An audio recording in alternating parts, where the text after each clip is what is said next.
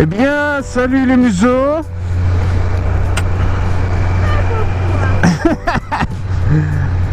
Nous voici aujourd'hui sur le test de la petite Z900 en A2. Donc 4 cylindres en ligne, 900 cm3, 95 chevaux bridables. Et ma foi, sur les premiers kilomètres, c'est franchement, mais alors franchement pas mal. Ne serait-ce que ce son.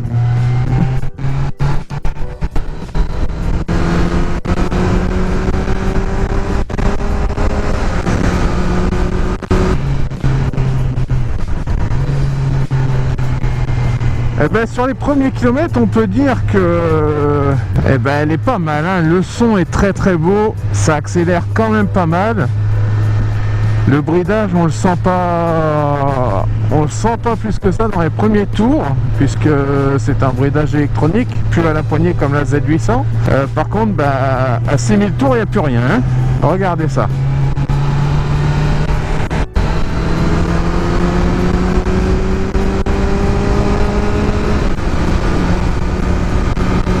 Alors, donc on a une très bonne accélération. Voilà, jusqu'à 6000 tours. À 6000 tours, il n'y a plus rien, hein, ça s'arrête. Voilà. Bon, par contre, ça pousse très très fort, hein, on va pas se mentir. Ça pousse très très très fort. Il y a des bonnes sensations quand même. La boîte de rapport est assez courte. Les vitesses se passent quand même très très vite. C'est pas plus mal, hein. À la montée. La montée est plus rapide que la descente.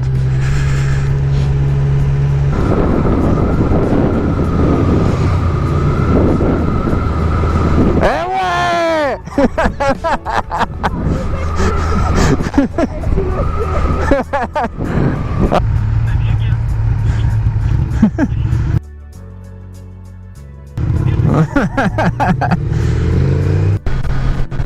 T'es prête?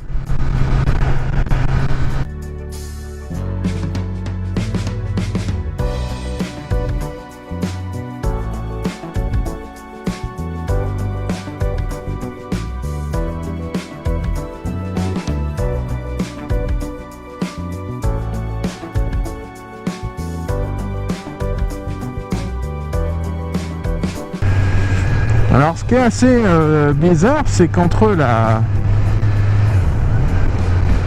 3e, la 4e et la 5e, le régime moteur ne redescend pas des masses. Alors ça, c'est assez bizarre. En termes d'affichage, on a le compte-tours. Alors cette fois-là, le compte-tours, il reste affiché. C'est moins déstabilisant que l'aiguille seule qui monte et qui a cette fameuse latence. Voilà, je trouve ça presque plus propre ici. Nous avons la vitesse, le rapport engagé, à droite la jauge à essence, à gauche la température moteur.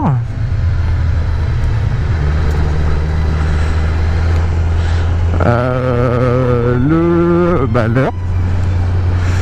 Un petit voyant de conduite économique, le trip A, le trip B et le kilométrage total. À gauche, et ça régule la première ligne. À droite, nous avons l'heure, la consommation instantanée, la moyenne. Ça, je sais pas ce que c'est, et c'est tout. On n'a pas de température extérieure comme sur la MT-07. Mais bon, ça c'est du détail. On a quand même un panel d'informations correct. Et c'est ce qu'il nous faut, ouais. Alors en termes de position, on est un peu sur l'avant. Elle a quand même de la gueule, hein. On va pas se mentir.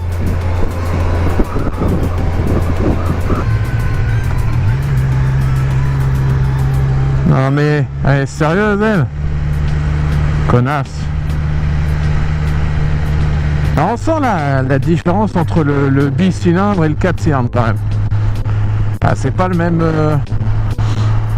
le bicylindre, ça va plutôt être un coup de pied au cul.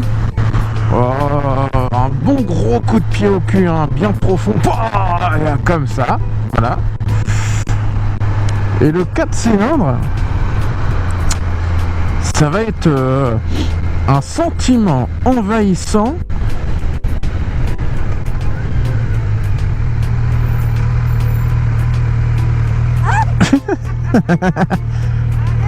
Bon.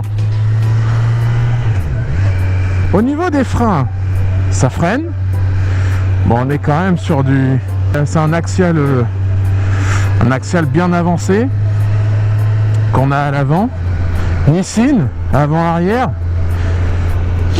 Et au niveau de l'angle de braquage, eh ben, c'est pas le même que la Z650.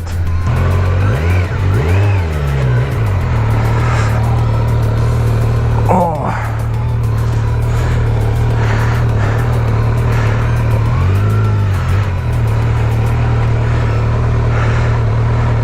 On sait qu'on est revenu sur la direction à l'ancienne. Ça braque quand même bien, hein, sur un petit carré là, j'ai fait un demi-tour quand même en 3 fois. Donc c'est quand même propre. La selle sur l'autoroute par exemple ça va. Par contre sur route ville comme ça, Ouais. c'est des routes de merde.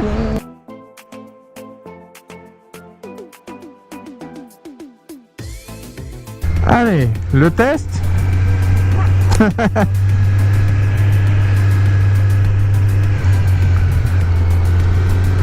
C'est bon?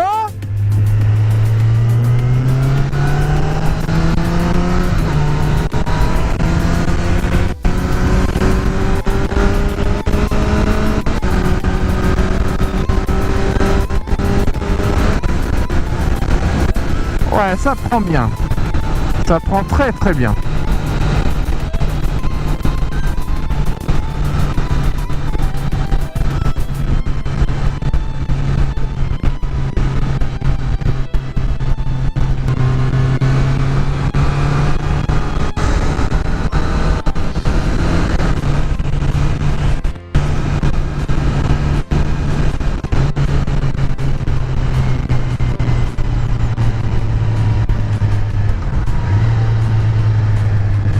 Ça monte très très très bien.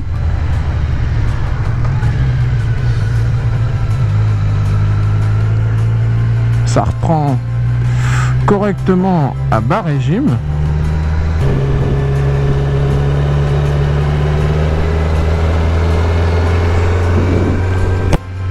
Ça se place très très bien.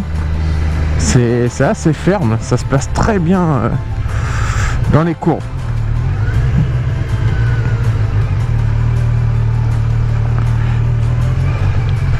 C'est une vraie réussite ce qu'ils ont fait là.